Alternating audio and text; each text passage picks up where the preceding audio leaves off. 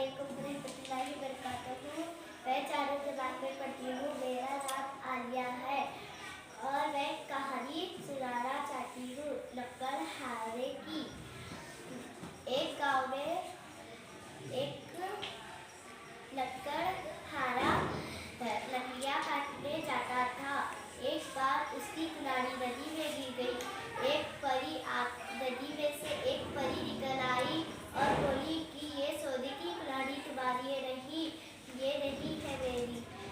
फिर और एक चांदी की कुल्हाड़ी लाई, ये भी नहीं है मेरी, लोहे की कुल्हाड़ी है। लोहे की कुल्हाड़ी देके उसको परी ने तीनों कुल्हाड़ी दे दी, सोने की, चांदी